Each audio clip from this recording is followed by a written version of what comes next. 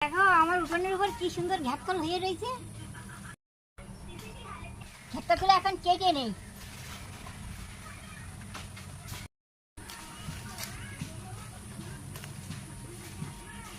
সুন্দর ঘাটকলগুলো এখন এইগুলো কেটে নেই, এগুলো কেটে নেই। দেখো আমি ঘাটকলার ডোকাগুলো কি করে পরিষ্কার করছি। এরকম কেটে খোসাগুলো ছাড়িয়ে নেই।